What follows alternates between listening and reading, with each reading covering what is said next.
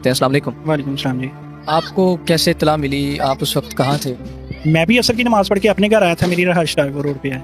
तो आसिफ भी नमाज़ पढ़ के असर की आया, जैसे बता रहे हैं, वालदा उसकी बताती है। तो आगे कहता जी मैं इमाम बारगाह से ना सलाम कर रहा हूँ इधर मेन मरकज़ी में, तो वापसी पे अफ्तारी भी लेता हूँ। तो बड़ा भाई उसका घर नहीं था, बड़ा भाई उसका बड़ा केयरफुल है। वो समझ लिया ऐसे है कि चौक में भी जाए ना तो पीछे से फ़ोन चला जाता है कि कितनी देर है, कहाँ हो, क्यों नहीं आए, इतना टाइम लग गया। तो इतना समझ ले उसकी केयर करता था ना, क्योंकि बचपन में ही बाप फौत हो गया था, 6 माह का था। पहला फ़ोन किया, फ़ोन ही नहीं किसी ने उठाया, तब ये हादसा हो चुका था। समझ ले हुआ है, फ़ोन बच गया, ऐसा सीन हुआ है। दूसरा फ़ोन किया तो किसी ने फ़ोन उठाया तो ऊपर से ना सारा ब्लड लगा हुआ था, उसे नहीं पता था किसका फ़ोन है। उसने फ़ोन तो रिसीव कर लिया, शोर आ रहा है, बात नहीं सुनी जा रही। वो आगे से जैसे पागल नहीं हो जाता, वो वैसे ही वहम बहुत करता था, अभी भी करता है कि अगर कोई ऐसा बात हो जाए ना, लेट हो जाए तो परेशान हो जाना, शॉप से लेट हो जाना, मुझे फ़ोन कर देना, उतना किधर रह गया यार आसिफ, फ़ोन नहीं उठा रहा। बेशक वो रास्ते में वो बाइक पे नहीं भी पता चलता, वो इतनी परेशानी लेता था ना उसकी। उसने हेलो हेलो करते, अगर किसी ने फ़ोन उठाया ना तो उसने ना ऐसे किया तो वो साफ़ हो गया फ़ोन। तो वो नाम आ गया यासर भाई। उसने कहा जी आप यासर भाई? उसने कहा जी हाँ जी। उसने कहा जी ये भाई आपका है, डोर लग गई, गिर गया, डोर लग गया ज़्यादा गले में। उसने कहा जी बच गया? कहते जी नहीं बचा। जब ये पता चला उसकी तो समझ लें बात ही ख़त्म होगी ना।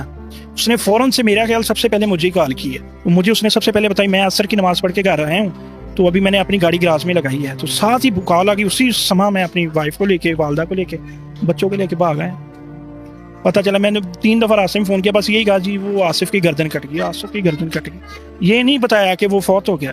हम उसी स्पीड से आ रहे हैं कि भाई पता नहीं कितनी चोट लगी है, कितनी नहीं। जब यहाँ पहुँचे आके देखा कि इतनी अवाम, कोई 1000, 1500, 2000 का मजमा, रोड भरा, ब्लॉक रोड, सिंगल रोड पे हम 1 में आए हैं। मिसेज मेरी साथ में, वो परेशान न डाल, वो गिर गई, रोज़े की हालत है। जब देखा तो वो ऐसे था जैसे कोई ऊँट ज़िबा किया, इतना खून, इतनी ब्लीडिंग।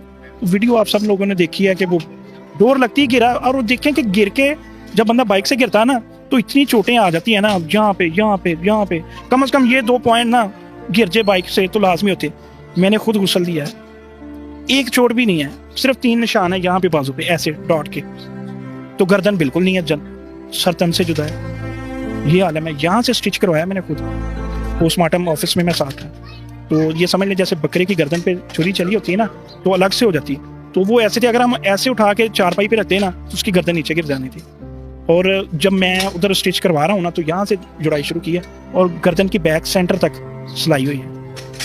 फिर उसकी हालत ऐसी थी कि वाइट सूट पहना था और चेहरा बालों से लेके ना तो नाखूनों तक पाँव के सुरख था, कपड़े भी ऐसे ही थे और नीचे से जिस्म भी ऐसे ही था। फिर उधर दोबारा गुस्ल दिया पोस्टमार्टम ऑफिस में, वहाँ से कपड़े चेंज करवा के, कफन चेंज करवा के फिर एम्बुलेंस में लेके आए।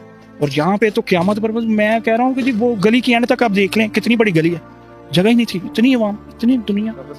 आपकी अहलिया जो कि बहन थी इनकी, उनकी क्या हालत थी? इनकी आसिफ की वालदा की क्या हालत है? वो देखें जी, मैंने आपको बताया कि जब हम डिस्कवर रोड पहुँचे तो वो एक दफ़ा तो ज़मीन पे गिर गई। फिर मैं उससे साथ ले गया, हम पहले लाइट हॉस्पिटल गए, वहाँ नहीं मिले हमें, गाड़ी पे थी वो, मैं बाइक पे हो गया था। वहाँ पे वो गिर गई, मदहोश होगी, बेहोश होगी, समझ लें, उसे नटाल होगी, पता ही नहीं था कि क्या हो रहा है। फिर मैंने भाई से कहा आप इसे घर ले जाओ इसकी वालदा के पास, तो मैं देखता हूँ वो किधर है। मैं फिर सिविल गया, वहाँ पे भी नहीं। वो असल में उन्हें ना वही बात कि स्ट्रेचर नहीं मिला, चारपाई नहीं मिली, वो अपनी गाड़ी में जो डाला है उसमें रख के ले रहे थे।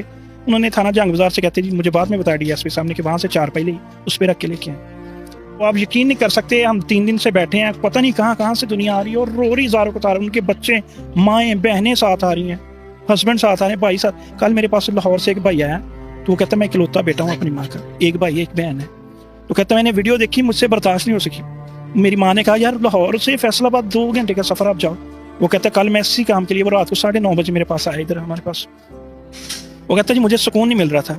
वो आया, मिला हमसे, 10 मिनट बैठा, 15 मिनट, दुआ फातिहा की। कहता जी अब मुझे कुछ सुकून हुआ है, अब मैं सांस ले सकता हूँ उस टाइम। ये दूसरों को गम है, तो आप देखें जो घर वाले उनका क्या हाल होगा। फिर उसके बाद कल एक बच्चा है, वो कहता जी मैं एम्ब्रॉयडरी का काम करता हूँ, वो तकरीबन होगा 17-18 साल का, 20 साल होगी।